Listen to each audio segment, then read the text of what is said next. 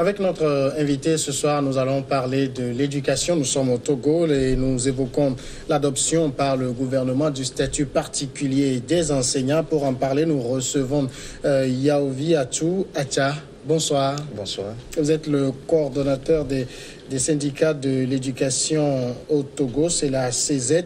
Alors, on l'a appris, c'est l'un des décrets adoptés ce mardi 28 août par le gouvernement en Conseil des ministres. Le décret portant statut particulier des enseignants qui a été adopté consacre la protection et la valorisation de la fonction enseignante. D'après le communiqué sanctionnant le Conseil des ministres, Yaovi Atou Acha, est-ce que la guerre est maintenant terminée? La guerre terminée, je pense que c'est un pas, c'est un grand pas dans le processus qui va permettre de mettre à disposition des enseignants un test qui permettra de professionnaliser le métier. Et il faut dire tout de suite que c'est un point du protocole d'accord qui vient de trouver ainsi solution. Et les autres points viendront aussi à trouver solution. Je pense que la calmie tant souhaitée va faire place dans le secteur de l'éducation. Alors, si pour le commun des mortels, c'était une surprise d'apprendre qu'au cours du Conseil des ministres, le mardi 28 août, le décret a été adopté, pour vous-même qui êtes du secteur, vous étiez informé que ça allait être le cas? Non, puisque cela a été un processus, ce n'est pas tombé du ciel. Vous savez, la CZ a, il y a 2 ans de cela, lancé une plateforme, un mouvement basé sur une plateforme où certains points ont trouvé solution. Le seul point qui restait point de conflit entre guillemets entre les syndicats et le gouvernement, c'était le point sur le statut particulier. Et à la rentrée, comme le Premier ministre l'avait dit, le statut particulier a été présenté aux syndicats. Nous l'avons lu article par article et nous, côté syndicat, nous avions estimé qu'il y a certains articles qu'il faut reformuler pour permettre à ce que tous les enseignants aient la même compréhension du test. Et il y a d'autres articles, mais nous estimions qu'il ne faudrait pas l'avoir dans le document. Le tout, c'est que le document va régir les générations présentes et les générations à venir. Donc le souhait, c'est d'avoir un document raffiné, peaufiné, et qui puisse valoriser effectivement le secteur de l'éducation. Dans cette nouvelle réclamation, le gouvernement a estimé qu'il faudrait que nous trouvions, je ne sais pas, un organe qui peut nous départager sur les articles dont on n'est pas d'accord. Ainsi, il a été dit que nous allions aller au Parlement pour essayer d'aller discuter de ces articles-là et solliciter l'aide et l'expertise des parlementaires pour que nous puissions nous entendre. C'est ce qui fut fait. Et c'est après l'étape-là que le ministre nous a rassuré que le document devait être prêt avant la rentrée. Et pour une fois, nous remercions cela. Le document est prêt et qu'il faudrait que les enseignants puissent se l'approprier pour pouvoir lire le contenu et pouvoir voir ce qu'il y a dedans. Puisque quand nous disons c'est un document qui va régir le secteur, le fonctionnement de l'éducation, si tu es enseignant et que tu es en marche, et tu vas être un enseignant peut-être à moitié. Alors d'accord. Le gouvernement, on a ce statut particulier, l'adoption en tout cas parle d'apaiser le climat social. Est-ce que c'est le même sentiment chez vous aujourd'hui? Nous disons c'est un pas, contribue énormément à l'apaisement, la souhaitée par le gouvernement et les enseignants. Mais ça ne saurait résoudre ou, je ne sais pas, finir. Tous les problèmes de l'éducation ne vont pas trouver solution au statut parce que le protocole d'accord a beaucoup de points. Et un des points, c'est le statut particulier. Et l'autre point aussi, c'était qu'on devait aller au Parlement. Ça a été un point dans le protocole d'accord. Et nous exhortons le gouvernement à être dans la même logique, à résoudre les problèmes. Et même si le tout ne peut pas trouver solution tout de suite, il faut surprendre au moment pour que nous aussi nous puissions être rassurés et que nous puissions communiquer avec nos camarades qui attendaient, qui ne font que interpeller. Il a été dit dans le protocole d'accord que au cours de cette année 2018, on devait, je ne sais pas, octroyer 1 milliard aux enseignants et cela devait être réparti entre tenant compte du gradé de l'attendant. Et pour nous, l'échéance, comme il est dit que c'est au cours de l'année 2018, l'échéance pour nous, c'est décembre 2018. Et nous espérons que le gouvernement va respecter cet engagement-là. Et à partir de 2019, il a octroyé 2 milliards et ça va être distribué aussi sur le gradé d'ancienneté. Donc, c'est des choses qui ont été planifiées dans le temps. Nous allons jouer le rôle d'éveil et nous allons faire le suivi comme cela se doit pour que l'enseignant ne se trouve pas être trompé ou dupé. Oui. Mais nous repartons sur une base de confiance jusqu'au moment où la preuve contraire va être apportée, que nous allons constater qu'à certains points, les choses ne se font pas comme cela se devait. Et là, nous allons pouvoir envoyer des notes. Et c'est suite à tout cela que nous pouvons encore éventuellement reprendre les mouvements s'il y a lieu de les reprendre. Alors, on va peut-être aller au fond même du document, mais avant cela, pour vous qui êtes de la CZ et qui, à un moment donné, avez été sous le feu des critiques, est-ce qu'aujourd'hui, pour vous, ce document est une sorte de victoire sur tous les détracteurs? Victoire, nous disons, c'est un soulagement, parce que la grande partie n'ont pas cru. Ils n'ont pas cru que le document devait être disponible pendant ce temps-là. Et ils ont été surpris. Ceux-là qui, à un moment, critiquaient la CZ comme quoi le gouvernement va encore nous rouler dans la farine, ils ont la preuve contraire. Et ça ne peut que soulager et renforcer ceux-là qui nous ont fait confiance, ceux-là qui ont travaillé activement pour que cela devienne une réalité.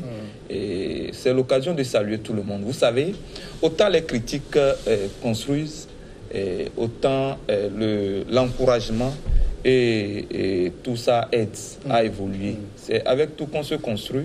Nous disons, tant qu'on est enseignant nous-mêmes, et tant que les enseignants estiment qu'il y a à faire mieux, on ne peut que les comprendre et faire ce qui est de notre possibilité pour avancer.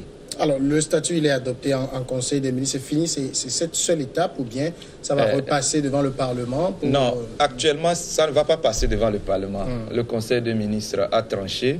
Donc, mais seulement tout de suite et maintenant, ou demain, je ne saurais aller au cabinet du ministre et dire de me donner le document. Parce qu'il y a des étapes encore à faire subir par le document. Ce qui est sûr que ça va passer au secrétariat de la présidence. Le président de la République va signer le document et ça prendra peut-être un peu de temps pour que le président puisse signer. Donc, et ça va apparaître dans le journal officiel. Et là, comme ça, nous aurions la version finale signée en bonne et due forme que vous pouvez avoir. Mais actuellement, nous sommes confiants parce que le travail que nous avons eu à faire au Parlement a été sanctionné par un procès verbal. Les articles, tous les articles du suité et leur reformulation, nous l'avons dans le document ici. Et au moment opportun, nous pourrions vérifier. Et ceci est le document est signé ou adopté pour voir s'il y a conformité. Et le travail tel que présenté, nous croyons et nous sommes rassurés que ça va se traduire dans le document final. Donc, à l'heure où nous sommes en train de parler, les enseignants du Togo n'ont pas encore officiellement un statut particulier.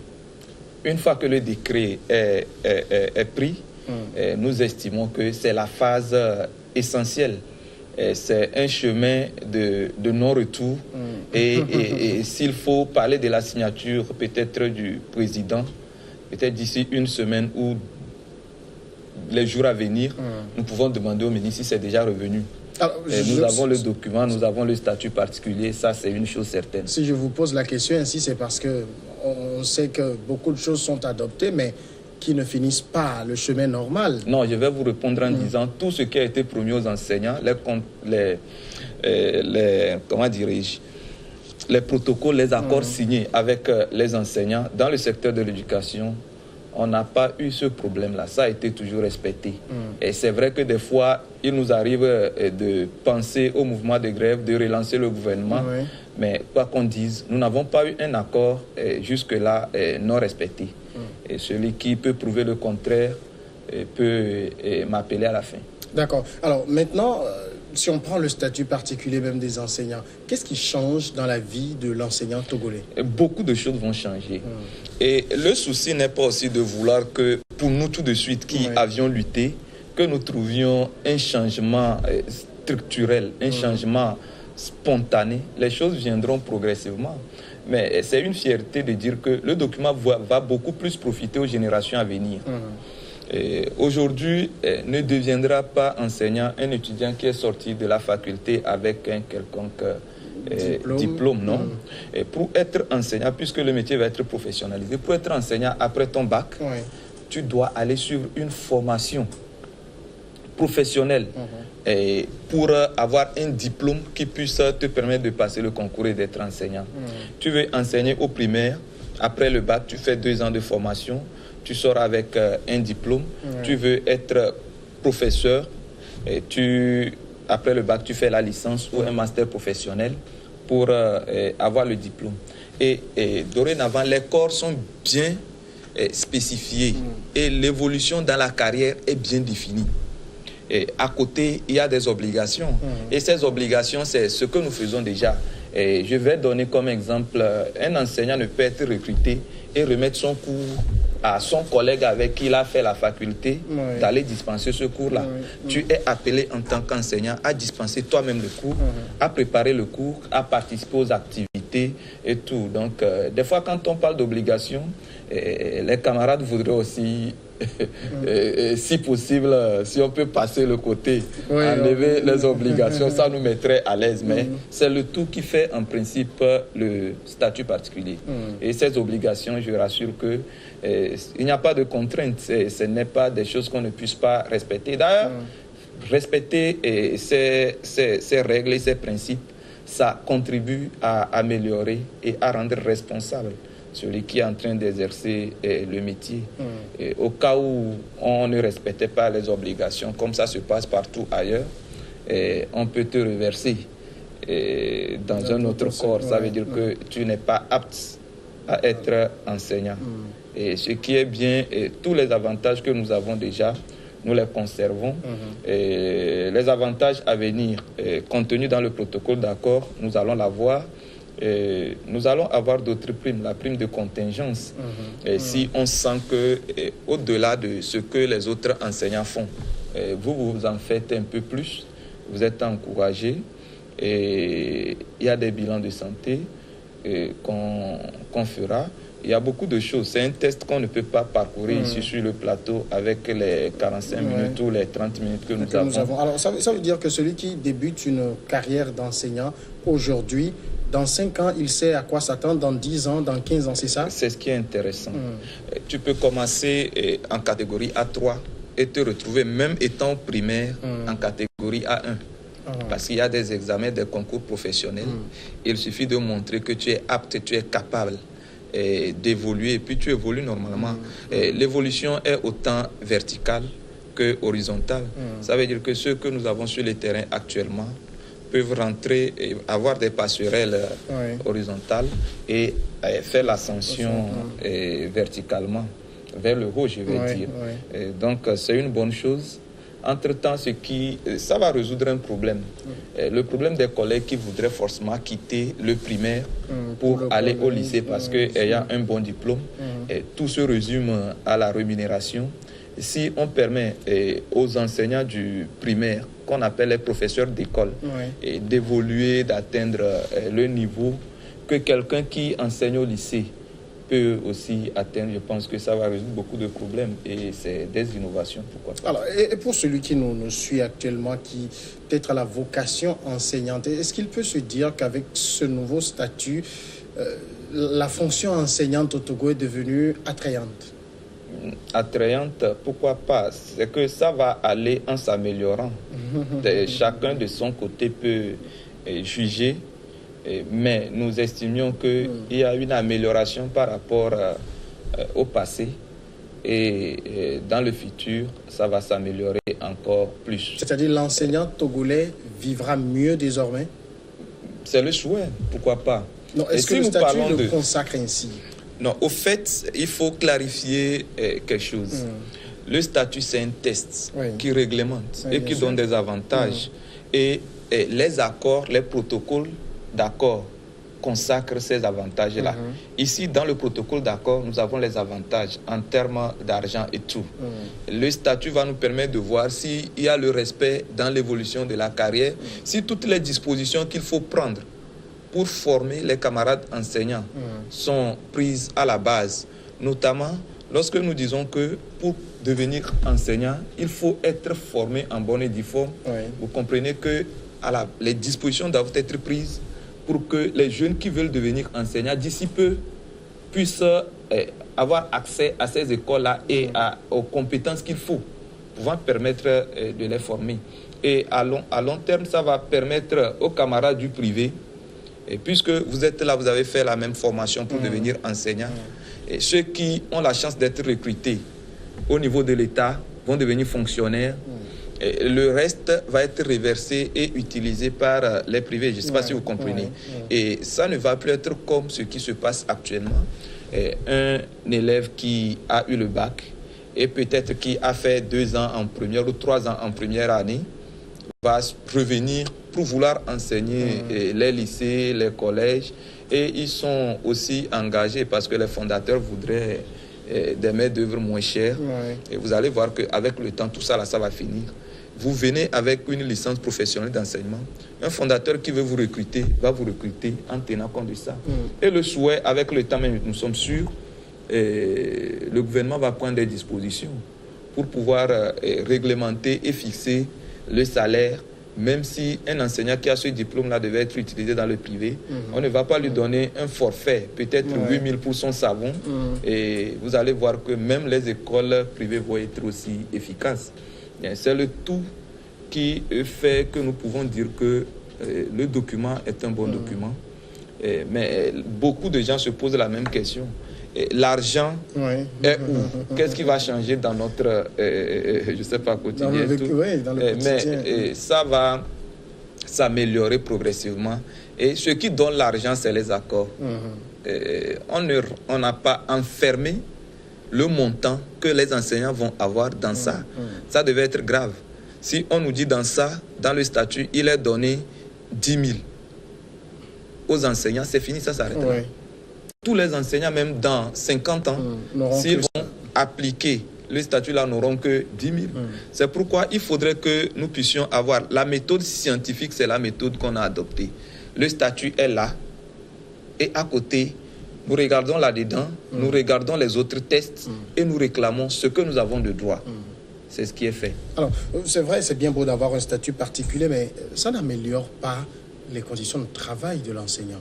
C'est-à-dire la pléthore, par exemple, dans les classes, les classes qui sont en banco, etc., un peu partout. Ça ne change pas, en fait. Non, quelque part, ça va changer parce que tout récemment, il y a eu un travail qui est lancé par le ministre.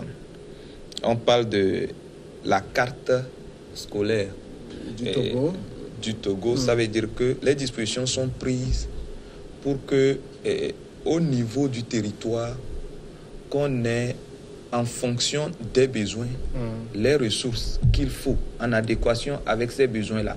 Quand on parle de ressources, autant nous parlons des enseignants, nous parlons des bâtiments, nous parlons des ressources qu'il faut utiliser et tout.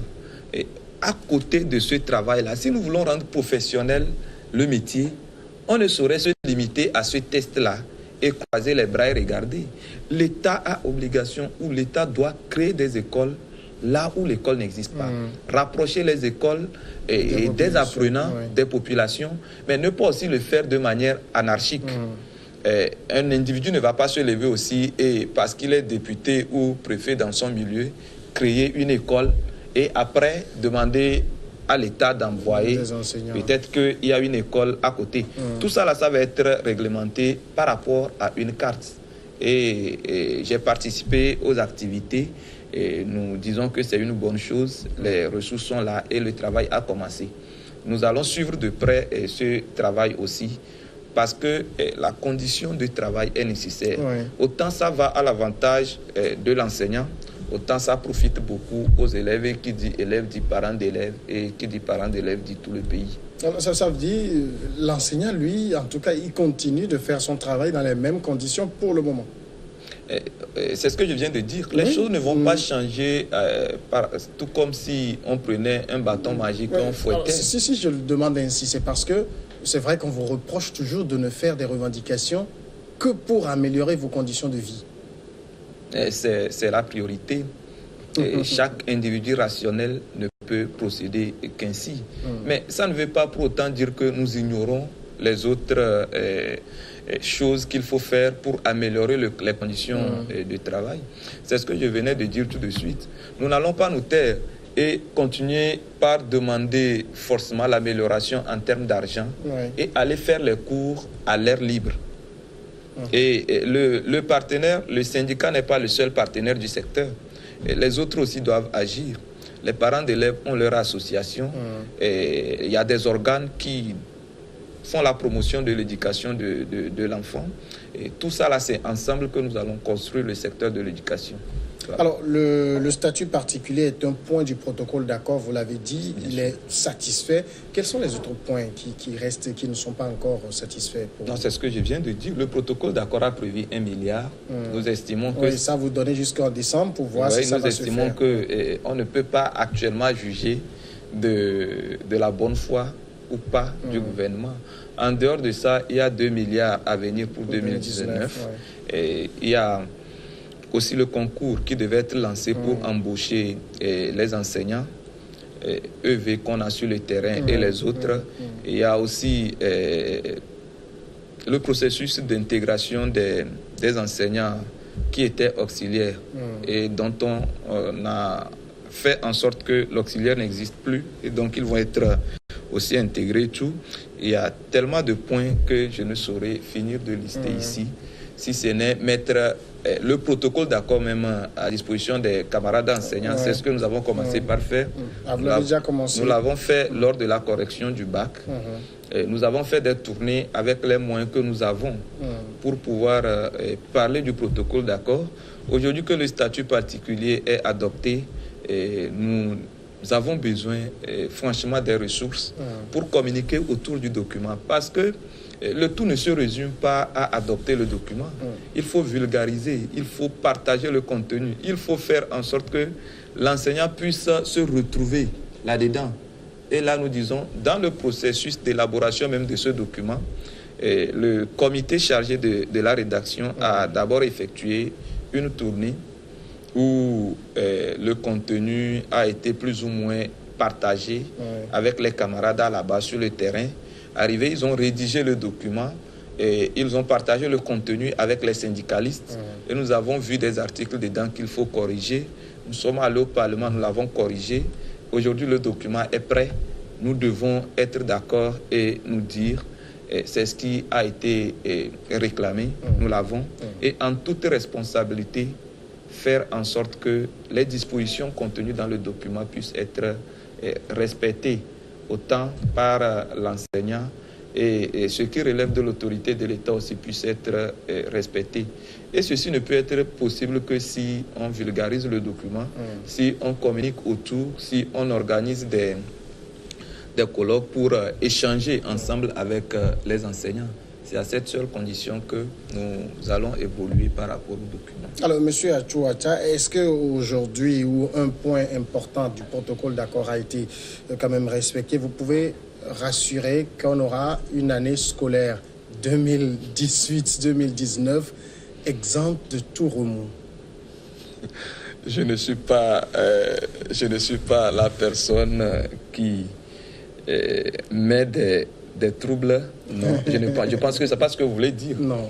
Et je venais de le dire dès qu'on a commencé. Un syndicat important quand même. Bien sûr. Et un syndicat responsable aussi, n'est-ce pas? Donc je venais de dire tout de suite que c'est un pas considérable qui a été franchi et nous encourageons le gouvernement à respecter les autres points Et c'est à cette condition que nous tous, nous allons avoir la calme tant souhaitée. Et pour les autres syndicats de l'enseignement, c'est vrai qu'on voit beaucoup la CZ, mais il y en a aussi d'autres. Vous avez la même lecture, vous avez une unanimité de lecture? Nous communiquons beaucoup avec les autres. Et je pense que tout le travail effectué pour aboutir à ce document-là, il faut être franc et dire que ce n'est pas seulement la CZ qui a abattu ce travail-là. Les autres fédérations ont contribué, c'est vrai, la CZ a lancé le moteur, les autres ont compris, puisqu'ils étaient aussi dans la même lutte, mais n'utilisaient pas aussi les moyens, ou peut-être n'avaient pas les moyens qu'il faut pour contraindre le gouvernement à aller vite. C'est ce que nous avons fait et le résultat est partagé par tous. C'est pour savoir si demain, un autre syndicat ou une autre centrale de syndicats d'enseignants ne va pas avoir un autre son de cloche. Non, toutes les fédérations de l'éducation ont signé le document et donc sont engagées. Et donc ça engage tous les enseignants jusqu'à preuve de contraire. D'accord, on va suivre en tout cas de très près éventuellement. Continuez par en commenter ici. Yaovi Achouacha, merci d'être passé dans cette émission. Merci à vous aussi. Vous êtes de la coordination des syndicats de l'éducation du Togo, la CZ. On va observer maintenant la pause et puis après, ce sera un regard croisé.